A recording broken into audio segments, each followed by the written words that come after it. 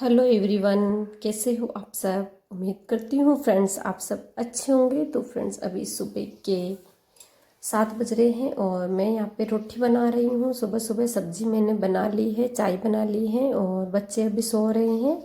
और मैं यहाँ पे गेहूं की रोटी बना रही हूँ। बाजरे का आटा ख़त्म हो गया है, वरना कभी कभी सुबह सुबह एक दो रोटी बाजरे की भी बनाती हूँ।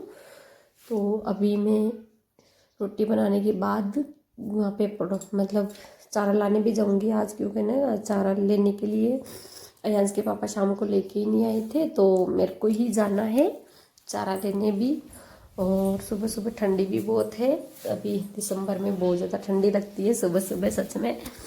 और आप सभी के उधर ठंडी कैसी है? हमारे जैसे तेज़ है या फिर कम है? बारिश तो नहीं हो रही है, बस ठंडी ही लग रही है।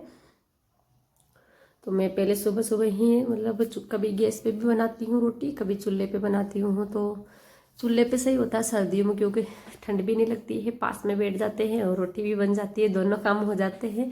तो इसीलिए मैं सर्दियों में चूल्हे पे ज़्यादा बनाती हूँ रोटी, और बरसात के टाइम में और गर्मी में अधिकतर गैस पे ही रोटी बनाती हूँ। तो और वैसे भी है ना, गाँव में तो अधिकतर चूल्हे पे ही बनाई जाती है रोटी। वैसे ना मेरे चूल्हे की रोटी अच्छी होती है, गैस की तुअर की रोटी अच्छी नहीं लगती है, क्योंकि ये मटकी का जो बनाई हुई है ना, मतलब ये वैसे ना मार्केट में मिलती है गोल गोल मटके की बनाई हुई, इसको हमारे यहाँ पे केलड़ी बोलते हैं। लेकिन मेरे पास वो पहले थी, वो फूट गई है, तो ये मैंने जो पानी की मटकी होती है ना, उसी को 2 हिस्से करके इसका बनाया है। 2 बन गई है, एक तो रखी हुई है और एक पे अभी मैं रोटी बनाती हूँ। और अयांश के पापा भी आज गाय भैंस को उधर को मतलब चारा वगैरह मेल रहे हैं। सुबह सुबह सुबह का जो गाय भैंस का काम होता है ना, आजकल सर्दियों में अयांश के पापा ही करते हैं, क्योंकि मैं सुबह सुबह इतना छोटा दिन होता है कि मैं मतलब करते करते ही पता ही नहीं चलता है कब उनका टाइम हो जाता है, क्योंकि उनके टिफ़िन भी ले जाते हैं साथ में, तो उनके लिए टिफ़िन भी पैक करना पड़ता है। और घर पे पास में होते तो दिन को दोपहर को सब्जी वगैरह बना लेते हैं, लेकिन वो दूर होते हैं ना, तो फिर आते नहीं हैं। और आज मेरे को थोड़ी ठंडी भी लगी है, ऐसे लगा है कि मेरी आवाज़ में भी आपको थोड़ा चेंज लग रहा होगा, क्योंकि मेरे गला ऐसा जाम हो रहा है थोड़ा थोड़ा, क्योंकि मेरे को ज़ुकाम हो गई है। और अभी गाय भैंस दोनों ही दूध नहीं देती है, तो हम दूध मोल लेकर आते हैं डेयरी से। तो अभी अयांश उठ गया है और दूध भी लेके आ गए, तो मैं साथ में दूध भी गर्म कर देती हूँ। और उसके बाद में बर्तन धुलने का काम है, वो करूँगी मैं।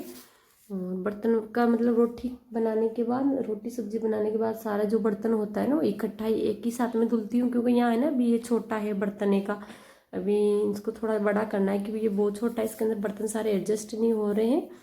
तो जब इनका अयांश के पापा को छुट्टी होगी ना, कभी फ्री होंगे, तब बड़ा करेंगे इसको, थोड़ा बड़ा बनाएंगे। और यहाँ पे भी है ना, सामने यहाँ पे प्लास्टर ही कर रखा है, तो ये दीवार भी है ना थोड़ी थोड़ी ख़राब हो रही है, तो यहाँ पर भी है ना टाइल लगाएंगे और इसको थोड़ा बड़ा करेंगे। तब तक बर्तन धुलती हूँ, लेकिन बाहर गीला हो जाता है मतलब, तो इस वजह से ना सारा जो खाना वाना बनाने का जो भी काम होता है ना चूल्हे पे, जो सारा काम कंप्लीट करने के बाद ही मैं बर्तन धुलती हूँ। और बर्तन धुलने के बाद तुरंत ही सारे पानी को अच्छे से वाइपर से साफ कर देती हूँ, जिससे कि बिल्कुल भी यहाँ गंदगी कुछ भी ना रहे।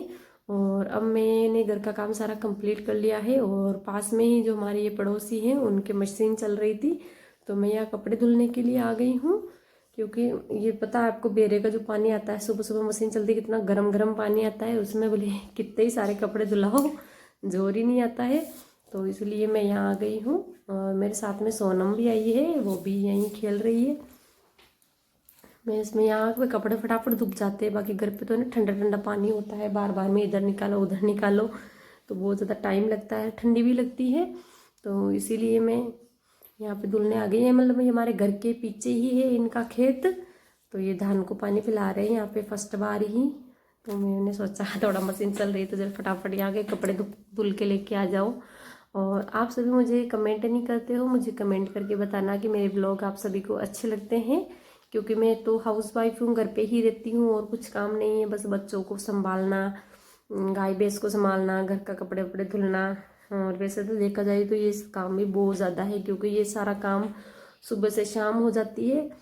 कभी कभी तो खाना खाने का भी टाइम नहीं मिलता, बोले इतना सारा ये काम है, लेकिन ये दिखता नहीं है, मतलब कि ये काम ये थोड़ा ही लगता है मतलब सभी को। तो मैं कपड़े वपड़े धुल के वापस आ गए हैं, सोनम हम दोनों, तो सोनम भी सुखा रही है कपड़े और मैं भी सुखा रही है। हमारे पीछे जो खेत है ना, उसी में ये तार वगैरह बांध रखे, तो वहीं हम कपड़े सुखा रहे हैं आराम से। खेत के अंदर अच्छी सी धूप आ जाती है तो सारे कपड़े अच्छे से धूप सूख जाते हैं, फिर भी मतलब हवा भी नहीं आती है। नीचे ही बांध रखा है, ज़्यादा ऊपर भी नहीं है, जिससे कि ये मतलब तेज़ हवा आए तो भी नहीं गिरते, क्योंकि थोड़ा नीचे है ना, इसीलिए। आयांश भी स्कूल चला गया है और टाइम हो रहे अभी 1 बज गए हैं। मैंने सारा घर का काम कंप्लीट किया, बर्तन वर्तन धुले, पोछा लगाया। फिर कृष्णा भी था तो उसको भी संभालना पड़ता था। अभी कृष्णा को नींद आ रही है, मैंने उसको भी सुला दिया था जोली के अंदर।